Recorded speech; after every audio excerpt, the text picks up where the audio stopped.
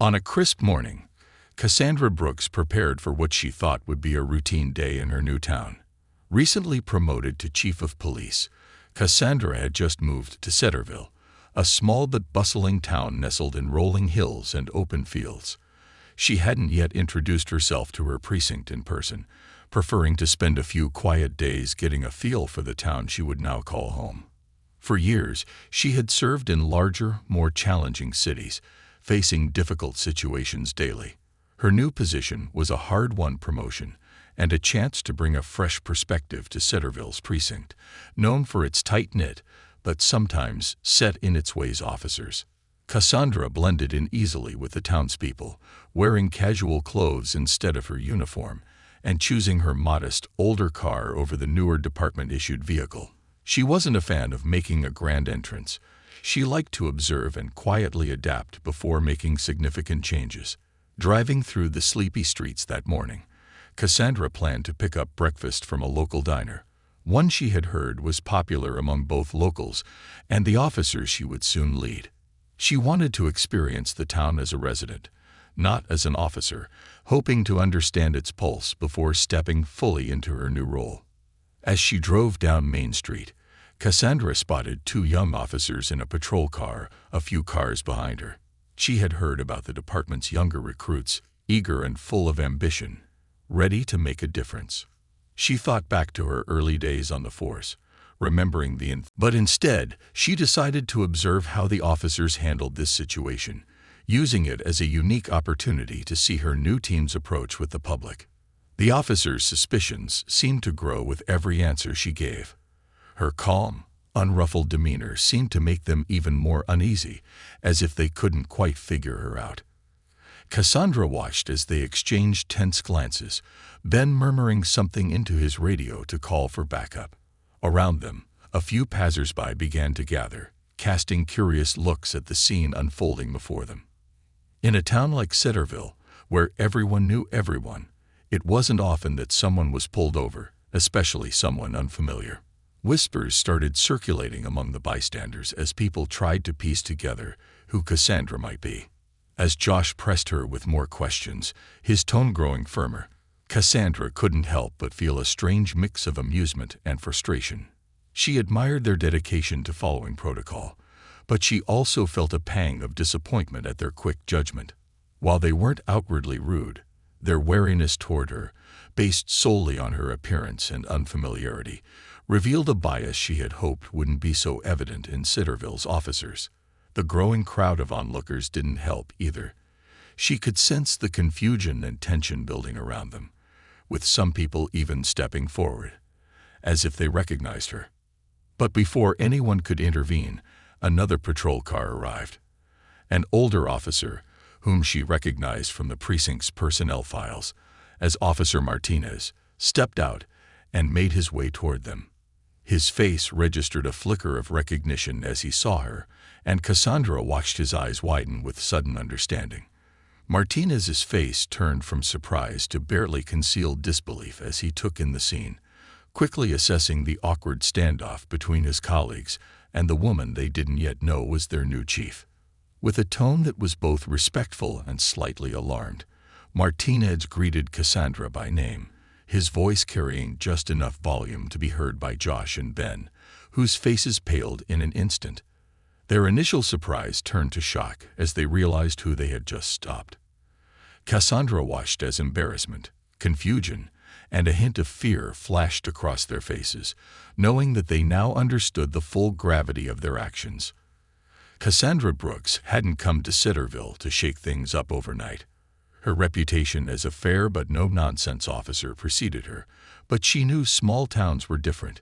Here, people were slower to accept newcomers, and even more resistant when those newcomers were in positions of authority.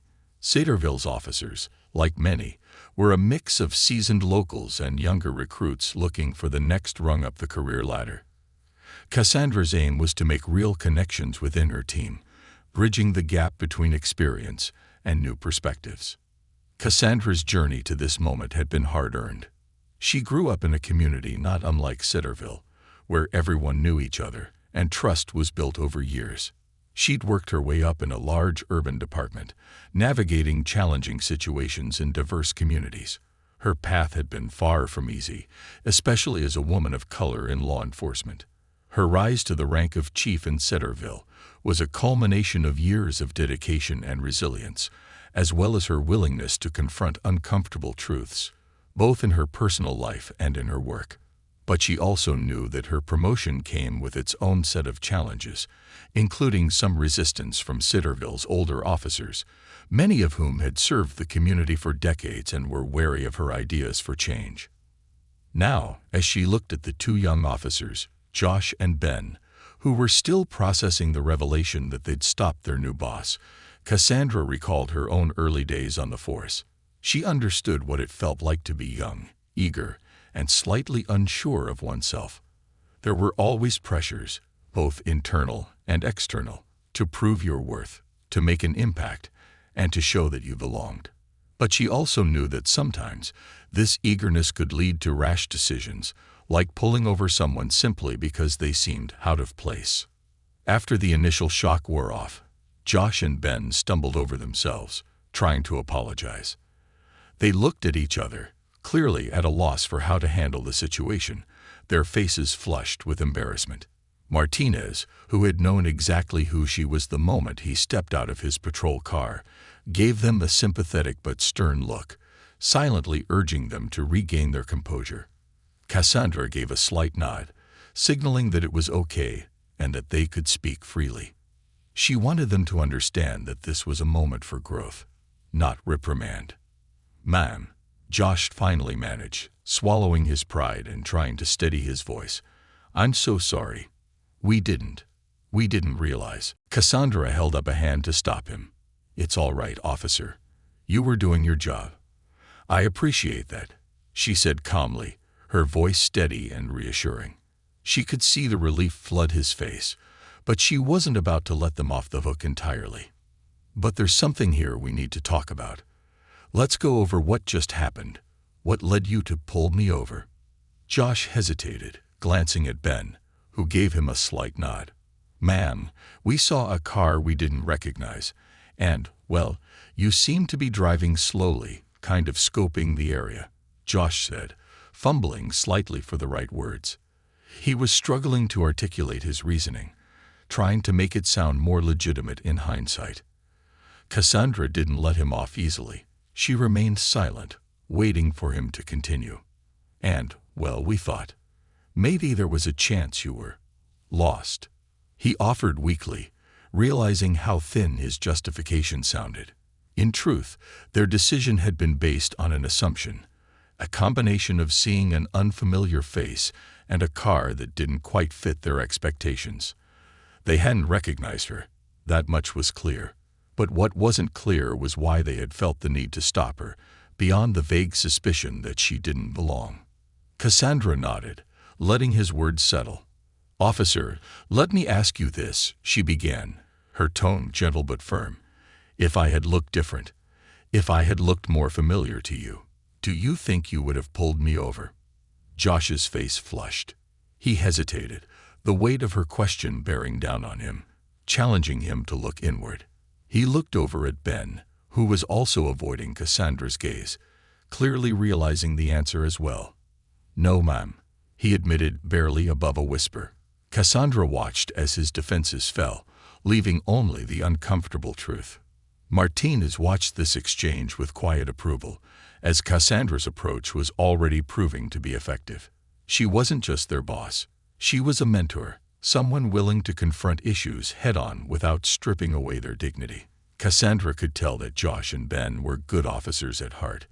They had the potential to be excellent officers, even leaders someday. But they needed guidance, a lesson in the nuances of policing, especially in a small town where everyone's actions had a ripple effect. Cassandra took a step closer, her expression softening. "I know you both want to do right by this community," she said, looking them in the eye. "But you have to understand that this uniform doesn't give us the right to assume things about people. Our job is to serve and protect, to be a part of this community, not apart from it." She let her words sink in, hoping they would take them to heart. At that moment, a few onlookers who had gathered began whispering among themselves. Some recognized her, and she could feel a mix of curiosity and approval emanating from the crowd. Word would spread fast in Cederville, of that, she was sure. This incident would likely be discussed over breakfast tables, at barbershops, and in church gatherings by the weekend. But she wasn't concerned. If anything, she hoped this story would remind people that she was here to lead with integrity, to bring out the best in her officers, and to foster a stronger, more trusting relationship between the police force and the town it served.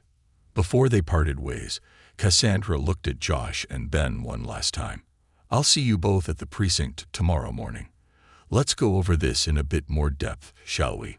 Her tone was kind but held a note of finality. She wasn't about to let this incident go without further reflection. They nodded, still looking somewhat shaken but grateful for the chance to learn and grow from their mistake.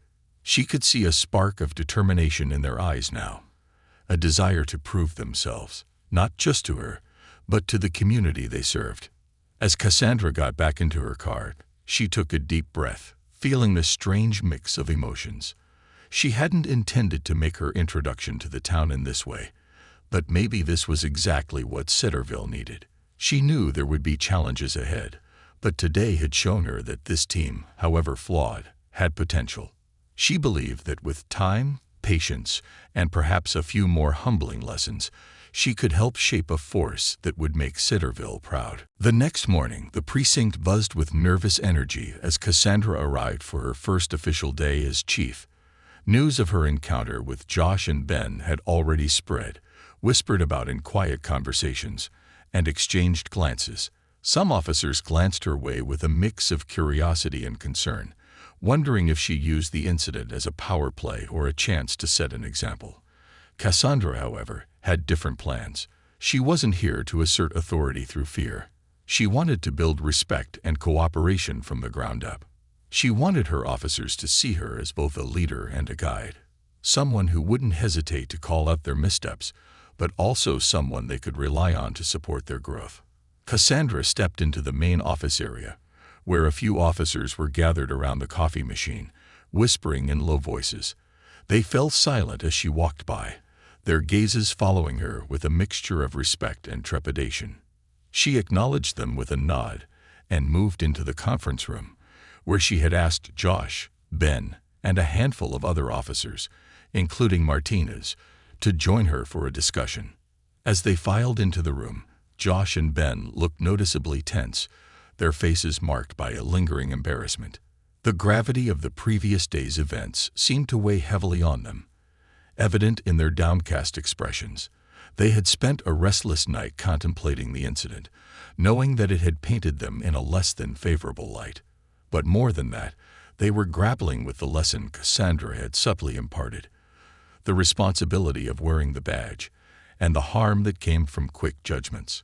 Cassandra could see they were nervous, yet willing to face the consequences, a good sign that they were ready to learn.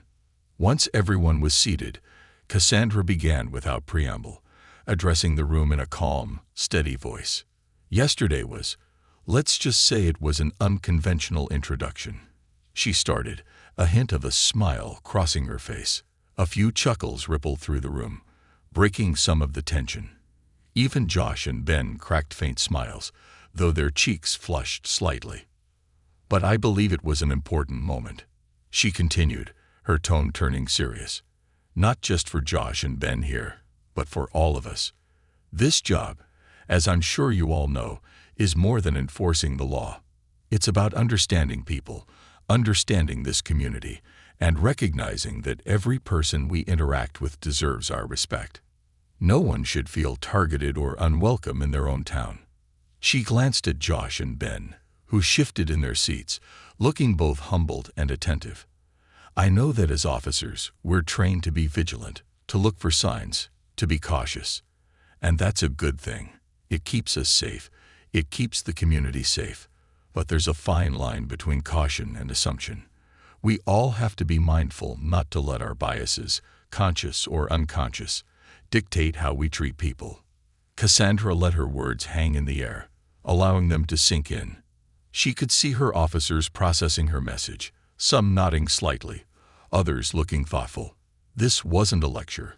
It was an invitation for introspection, a challenge to each of them to confront any preconceived notions they might hold.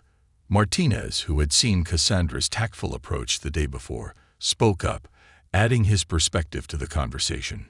"Chief is right.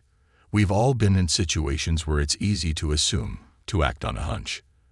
But this town deserves a force that's fair, that treats everyone as a neighbor first and foremost. We got to ask ourselves how we'd want our families treated in the same situation." His words seemed to resonate, especially with the younger officers, who looked up to Martins as a mentor. His endorsement of Cassandra's approach was significant, lending credibility to her leadership style in the eyes of the team. Cassandra took a deep breath, then decided to share something personal, a story from her own early days on the force. "When I first joined, I was assigned to a rough neighborhood in a big city, where tensions between the police and residents were high. One night, my partner and I stopped a man who was just walking home. He was quiet, respectful, but clearly frustrated. I'll never forget how he looked at me and asked, 'Why did you stop me?' 'Because of how I look.' That question stuck with me for years. He had every right to ask it. We weren't justified in stopping him, but we let assumptions dictate our actions. And from that day on, I promised myself I'd never let bias cloud my judgment again." Her story seemed to strike a chord with the group. The room was quiet, each officer reflecting on what she had shared. By revealing her own experience, Cassandra had bridged the gap between her and her team, making it clear that she wasn't above them, that she, too, had faced challenges and learned from her mistakes. Josh, who had been silent until now, finally spoke, his voice carrying a note of remorse. "Chief, I want to apologize. Yesterday, we acted on instinct, but it wasn't the right kind of instinct. I realize now that we should have handled things differently." His admission was sincere, and Cassandra could see that he was genuinely committed to doing better. Ben nodded in agreement, his own expression one of regret and resolve. "I appreciate that, Josh," Cassandra replied, her tone warm. "And I want you both to know that this isn't about punishment. It's about growth. It's about being the kind of officers this town can trust and rely on." She then turned to the rest of the team, addressing them collectively. "We're all here to learn and improve. Every interaction we have with the public is an opportunity to build trust or tear it down. And that choice is ours." As the meeting wrapped up, Cassandra felt a sense of optimism. Her team, though young and at times overzealous, had shown a willingness to reflect, to acknowledge their flaws, and to strive for better. She knew the road ahead wouldn't be without its challenges, but she believed in their potential. With the right guidance, they could become a force Cederville was proud of. After the meeting, several officers lingered, each wanting a moment to introduce themselves to Cassandra and express their support. Martins approached her, a respectful smile on its face. "Chief, you handled that well. They needed to hear it, and I think you got through to them." Cassandra smiled, grateful for his endorsement. "Thank you, Martinez. I'm glad to have officers like you on my team. I can see why they respect you." As she walked back to her office, she felt a sense of accomplishment. The previous day's encounter, initially awkward and intense, had turned into an invaluable lesson for everyone involved. She knew she had set the tone for her leadership, one that emphasized integrity, respect, and community. The officers had seen her not as a distant authority figure, but as someone who genuinely cared about their growth and the well-being of the community. Over the next few weeks, Cassandra implemented new training sessions, focusing on community engagement, cultural awareness, and implicit bias. She paired younger officers with veterans like Martinez, encouraging mentorship and open dialogue. Cederville's residents noticed the difference too. Interactions with the police became more approachable, friendlier. Officers took the time to get to know the locals, stopping to chat with shop owners, attending town events, and even volunteering at community centers. Trust began to grow, and Cassandra could feel the positive shift in the air. But beneath the surface, she knew that true change was a gradual process, one that required patience, consistency, and commitment from everyone on the force. There would undoubtedly be more challenges to come, more difficult conversations to have. But for now, she took satisfaction in knowing that the seeds of transformation had been planted. As she looked out her office window that afternoon, watching her officers move through the precinct with a renewed sense of purpose, she knew they were all on the path to becoming the kind of team Cederville deserved. And though the journey had only just begun, Cassandra felt ready to face whatever lay ahead, knowing she had already made a difference in ways that mattered. Weeks turned into months, and Cassandra's influence on the Cederville precinct became increasingly visible. Officers who had once approached their work with a mechanical detachment now carried themselves with a sense of purpose and connection to the community. Her emphasis on respect and understanding hadn't just altered the way they interacted with residents, it had reshaped their understanding of their roles entirely. To reinforce these changes, Cassandra had organized community workshops, inviting townspeople to join in discussions with the police. These events allowed residents and officers alike to share their perspectives, express concerns, and find common ground. One evening, during a particularly well-attended workshop at the town hall, Cassandra observed as Josh and Ben took part in a discussion circle. She watched with quiet pride as they actively listened to the townspeople, nodding thoughtfully as a local business owner described feeling nervous every time she saw patrol cars near her store. Josh's expression softened, and he responded sincerely, sharing his newfound understanding and apologizing for any unease he might have caused during his earlier days on the job. Ben chimed in, admitting that he had once been quick to act without thinking about the community impact, but that he had since learned to consider his actions from the public's point of view. Cassandra could see that these changes weren't superficial.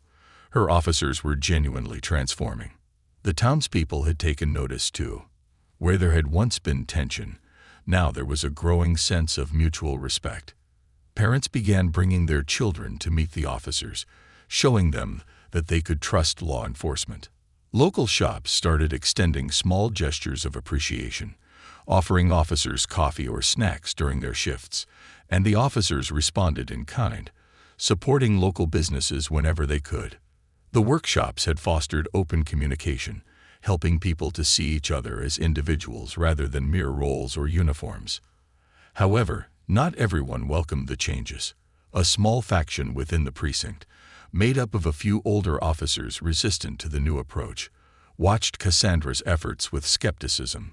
To them, policing was a job, not a community-building exercise. They viewed Cassandra's methods as soft and feared it might weaken their authority. One of these officers, Steve Mitchell, a veteran nearing retirement, was particularly vocal about his disdain for Cassandra's approach. He often muttered under his breath during meetings, occasionally casting sidelong glances at Cassandra that spoke volumes. Though he'd never outright disobeyed her, his passive resistance was clear. One rainy night, tensions came to a head. Cassandra had stayed late, finalizing reports in her office when she received a call from dispatch about a disturbance at a local diner. She was about to call an officer on duty when she noticed that Steve, who was on the night shift, hadn't yet responded. With a sigh, she grabbed her coat and decided to handle the call herself. When she arrived at the diner, she found a tense scene. Steve stood inside, hands on his belt, glaring at a young man who was clearly upset, surrounded by a few uneasy diners who watched in silence. The young man, Jake, was a recent high school graduate known for being a little rebellious but harmless. Cassandra recognized him from her community outreach meetings. He had even expressed interest in joining the force someday. Jake's face was flushed, his fists clenched as he argued with Steve, who wore a smug, almost confrontational expression. "Steve," Cassandra said calmly, stepping between the two, "I'll take it from here." Steve's face hardened, his eyes flashing with annoyance. "With all due respect, Chief, I'm handling this. This kid was causing a disturbance, disrespecting me, and I think he needs to learn there are consequences." Cassandra held his gaze, her expression unreadable. She knew that this wasn't just about Jake. Steve was trying to assert his authority, to make a point in front of both the diner patrons and Cassandra herself. But Cassandra wasn't about to let this turn into a power struggle. She turned to Jake, who was breathing heavily, and placed a reassuring hand on his shoulder. "Jake, let's take a step outside and talk," she said softly. Her tone was calm but firm, and Jake nodded, clearly relieved to have her there. They stepped outside, and Cassandra led him to a quieter area where they could speak privately. "What's going on, Jake?" she asked gently, giving him space to gather his thoughts. Jake ran a hand through his hair, his frustration evident. "I didn't do anything, Chief. I was just having dinner, and Steve came in and started giving me grief, asking why I was here this late, like I was some kind of criminal. I tried to tell him I wasn't doing anything, but he wouldn't listen." Cassandra sighed. She knew that Steve's confrontational attitude had likely escalated the situation. Jake's frustrations were understandable, and she had seen firsthand how dismissive interactions like these could lead to mistrust between officers and the public. But rather than criticize Steve outright, she focused on calming Jake down, helping him understand the importance of de-escalating situations, even when others were being difficult. "I hear you, Jake," she said. "Sometimes people act out of frustration, and that frustration gets directed at others. But remember, the kind of officer you want to be someday will need to know how to stay calm, even when things feel unfair. It's not about backing down. It's about knowing when to let things go. It's a tough lesson, but if you can learn it, you'll be miles ahead." Jake nodded, his expression softening as he absorbed her words. Cassandra watched the anger fade from his eyes, replaced by a newfound understanding. "Thanks, Chief. I think I get it now." She gave him a reassuring smile and watched as he walked away, calmer and more at ease. But as she turned back toward the diner, she felt the weight of a deeper issue pressing down on her. She had been making strides with her younger officers, but Steve's resistance remained a thorn in her side. He was a respected figure among the older officers, and his quiet dissent posed a subtle but real threat to the unity she was trying to foster within the precinct. The following morning, Cassandra called Steve into her office. She knew that this conversation was long overdue, and that avoiding it would only deepen the divide between them. When Steve walked in, his expression was guarded, his arms crossed defiantly as he took a seat. Cassandra remained calm, determined to approach this with understanding rather than confrontation. "Steve," she began, her tone measured, "I know you have concerns about the direction I'm taking this precinct, and I respect that you have years of experience, years of commitment to Cederville, but last night's situation could have gone in a different direction." Steve's expression didn't soften, but he remained silent, listening. Cassandra continued, choosing her words carefully. "I understand that this job isn't easy, and that sometimes people don't show us the respect we feel we deserve. But as officers, it's our job to lead by example, to be the ones who de-escalate rather than escalate. And if we want the community to trust us, we have to earn that trust every day, in every interaction." For a moment, she thought her words might get through to him, but Steve's expression remained unchanged. "With all due respect, Chief, I don't see how coddling these people is going to keep this town safe. Respect doesn't come from being nice. It comes from authority. And maybe, just maybe, people would respect us more if they knew we weren't going to put up with nonsense." Cassandra felt a pang of frustration, but didn't let it show. She could see that Steve's mindset was rooted in years of tradition, in an approach to policing that prioritized control over community. She realized that she might never change his mind entirely, but she was also certain that his perspective couldn't be the foundation of the precinct's future. "I understand where you're coming from, Steve," she said quietly. "But as long as I'm chief, I want this precinct to reflect a different kind of respect, the kind that's earned by treating people fairly and building trust. I know change isn't easy, but I believe it's necessary if we want to serve this community to the best of our ability." Steve gave her a curt nod, his expression unreadable, and left the office without another word. Cassandra sat back, feeling both relief and a lingering sense of unresolved tension. She knew she had made her stance clear, but whether Steve would adapt or remain a silent detractor was uncertain. In the months that followed, Cassandra's approach continued to reshape the precinct's relationship with Cederville. Her commitment to fairness, patience, and genuine respect slowly won over even some of the most skeptical officers, creating a stronger, more unified team. But Steve remained distant, completing his shifts with professionalism, but without the camaraderie he once shared with his colleagues. In a way, he had become a symbol of the old guard, a reminder of the resistance Cassandra had overcome to build something new. One evening, as she locked up her office, Cassandra reflected on the changes she had witnessed. The precinct was not perfect, but it was evolving. The community felt safer, more connected to the officers who served them, and the officers themselves had grown, embracing their roles not just as enforcers of the law, but as stewards of trust and integrity. Cederville had come to see Cassandra not just as an outsider, but as a leader who cared deeply for them. Someone who had brought positive change through patience, empathy, and unwavering dedication. And while there were still challenges to face, Cassandra knew that she had left an indelible mark on Cederville and its people, a legacy of respect and resilience that would continue long after she was gone. In the months that followed, the change Cassandra had worked so hard to implement became increasingly woven into the fabric of Cederville. Her efforts had created a ripple effect, touching not only the precinct but the broader community.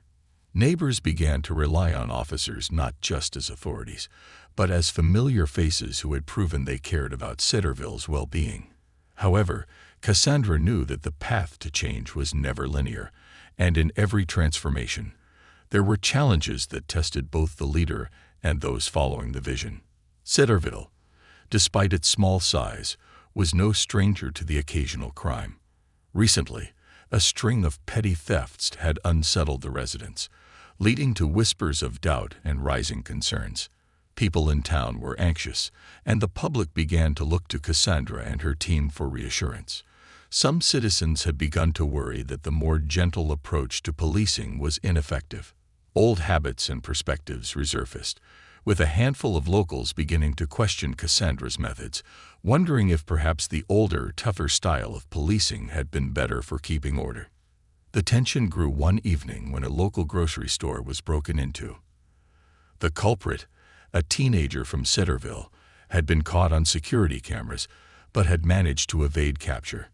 The incident quickly became a talking point in town, with some residents voicing their frustrations directly to the officers, questioning whether the new policies were making the town too soft. Rumors began to circulate, suggesting that the thief might not have been bold enough to commit such a crime if the police presence had been more intimidating. One afternoon, Cassandra was approached by two of the town's influential residents, Mr. Harper and Mrs. Alcott, who owned prominent businesses in Cederville. They requested a private meeting with her, and she agreed, knowing that building trust meant facing these conversations head-on. Mr. Harper, a gruff man in his 60s, didn't waste time with pleasantries. "Chief Brooks, I'll be honest. I don't understand why you've taken such a different approach. Cederville has always been a safe place, but with all these recent incidents, people are worried.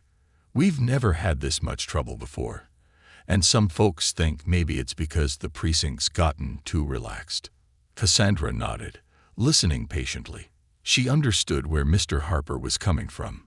In his eyes, crime had started to spike since her arrival, despite the improvements in community relations. But Cassandra also knew that incidents like these were often inevitable, regardless of the approach.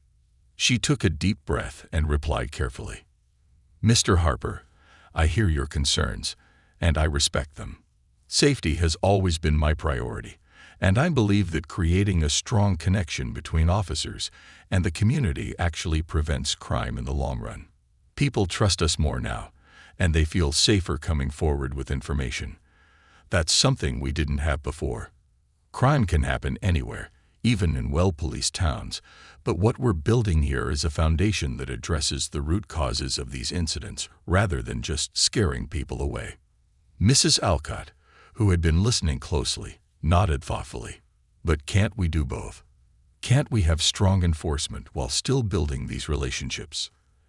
Absolutely, Cassandra replied, feeling relieved to hear that Mrs. Alcott was open to understanding her approach. And we are. We're not going to let these incidents go unchecked. My team is committed to finding who's responsible for these thefts.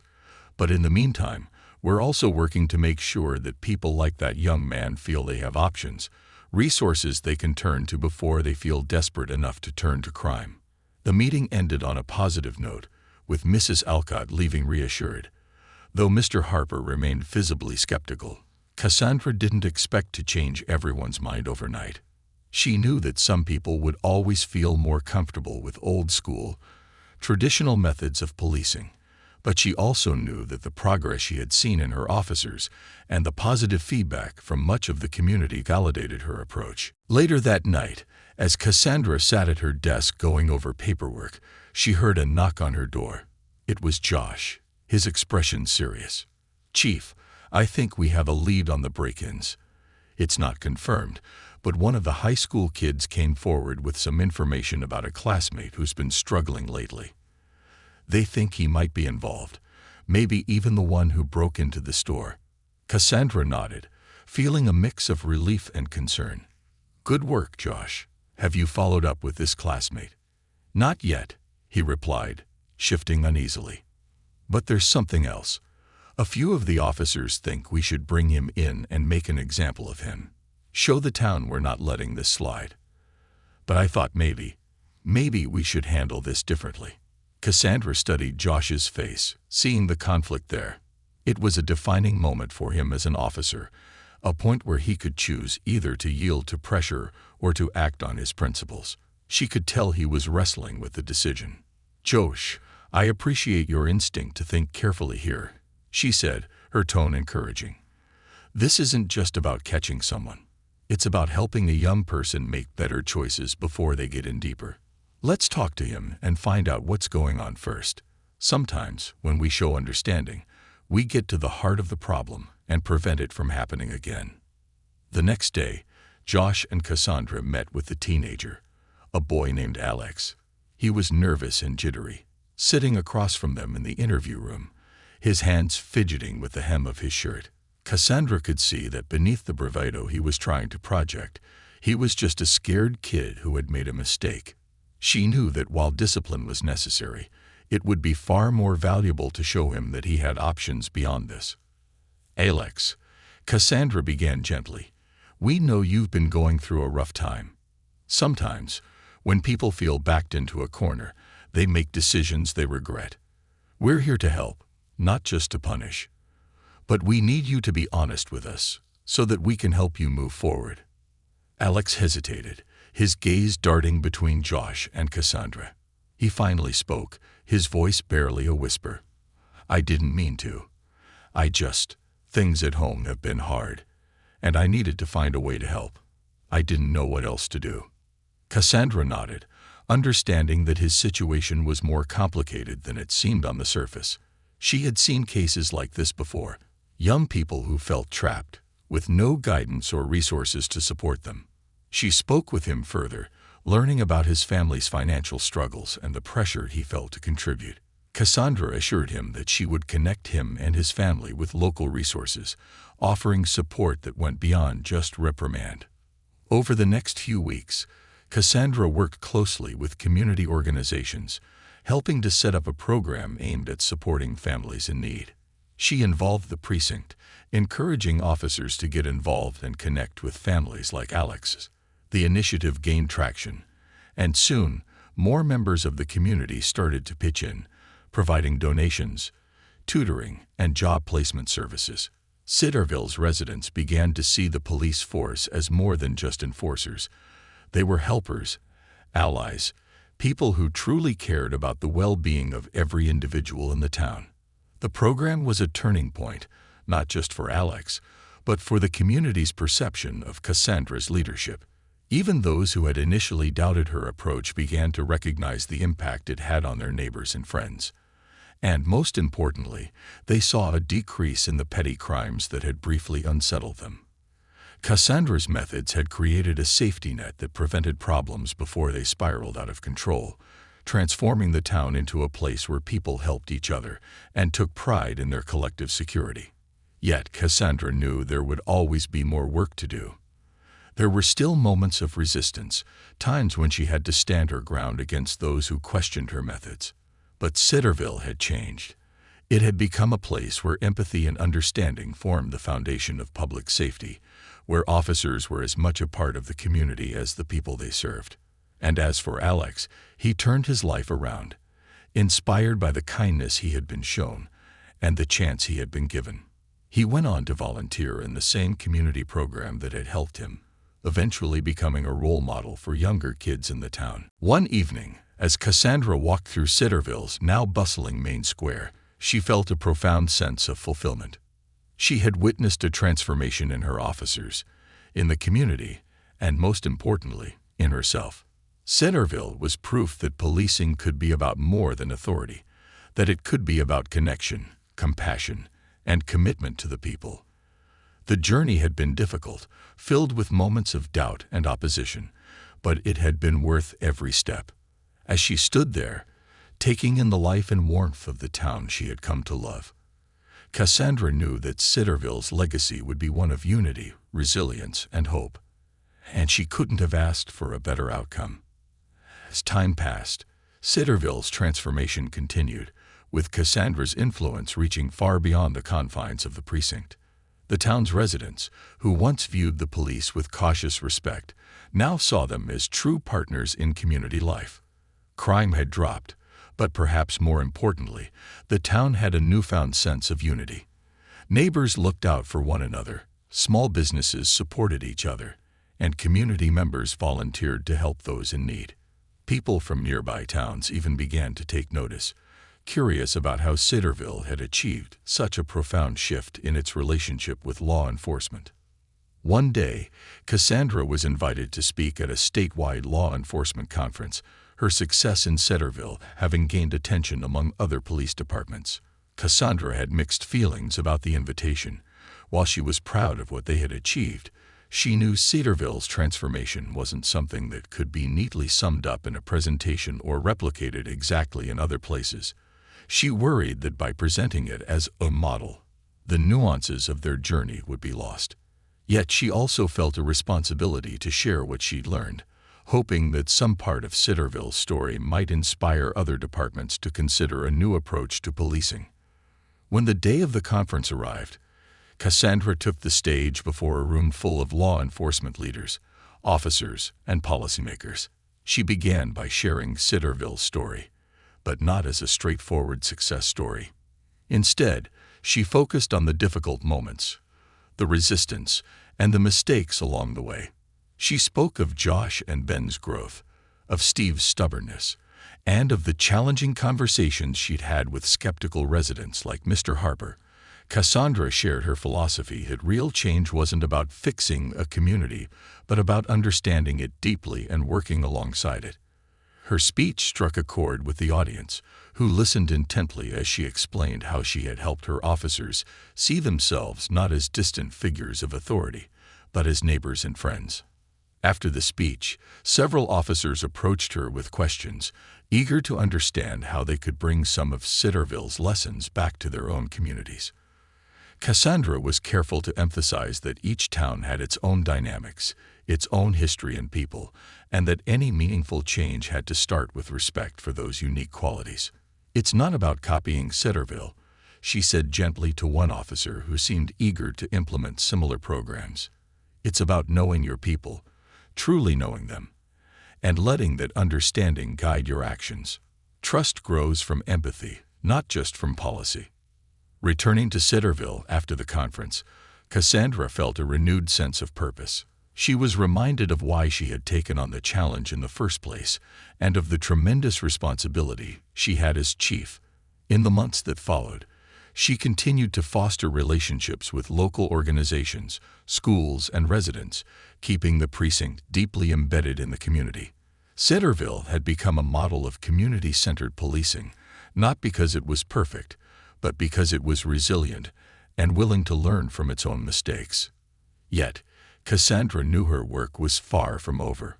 One summer evening, as she was closing up her office, a young woman, Sarah, walked in, looking anxious but determined.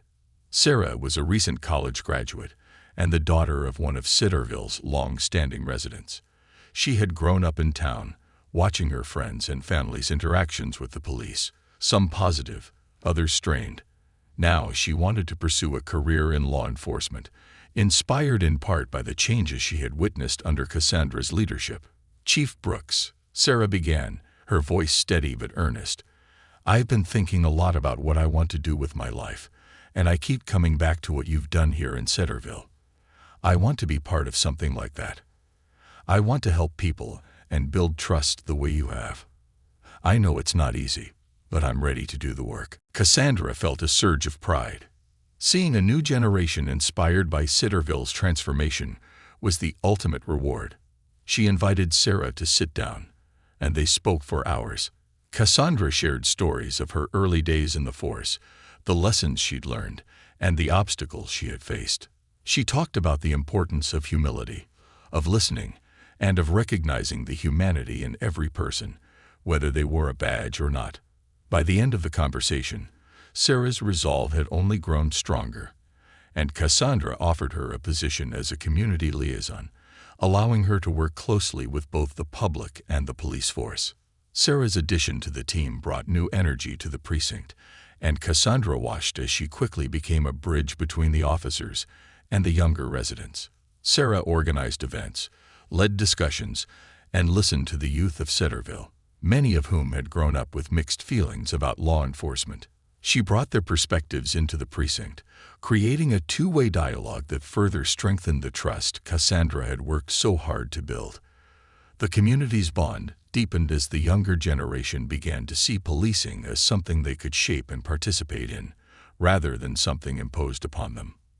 Over time, even the few remaining skeptics like Mr. Harper began to soften. One afternoon, he approached Cassandra outside his store, a rare smile on his face. "Chief Brooks," he began, hesitating as if searching for the right words, "I wasn't so sure about all this at first. Thought maybe you were bringing in ideas that wouldn't fit with a town like ours. But I have to say, I see it now. I see the good it's done. You've shown me that respect goes both ways." Cassandra smiled, deeply moved by his words. "Thank you, Mr. Harper. It means a lot to hear that.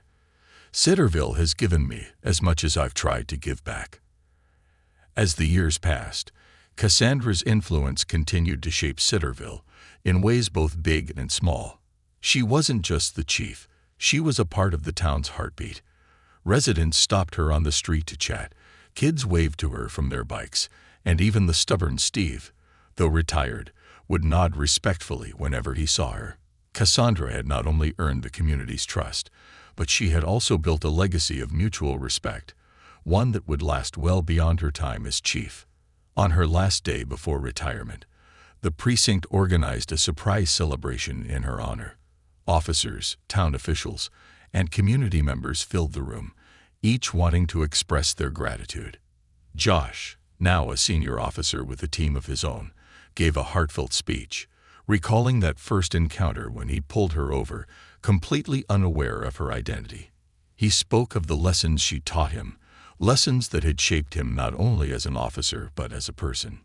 Sarah, who had blossomed into an influential figure within the department, presented Cassandra with a framed photograph of the town, signed by dozens of residents, each thanking her for her impact on their lives.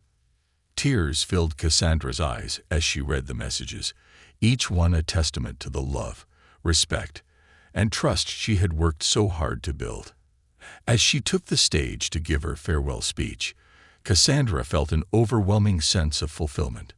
She looked out at the faces before her, some familiar, some new, all united by a shared respect and love for their community. "Thank you," she began, her voice thick with emotion. "Cederville has given me more than I could ever put into words. I'm proud of what we've built together, not because it's perfect, but because it's ours.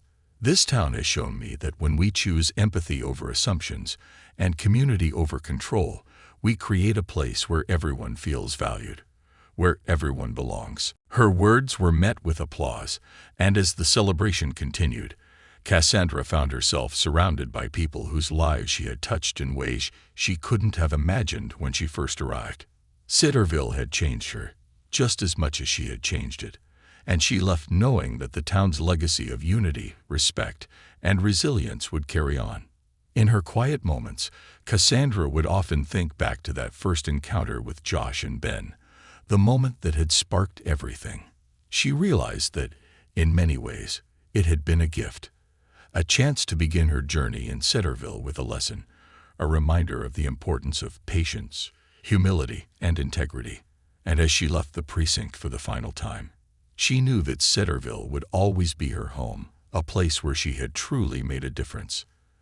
As the sun set on her last day, Cassandra looked back one final time at the town she had come to love. Cederville stood as a testament to what a community could achieve when it chose to work together, to trust one another, and to believe in the best of each other. She walked away with a heart full of gratitude and a legacy that would inspire generations to come, leaving Cederville forever changed, and a better place for it.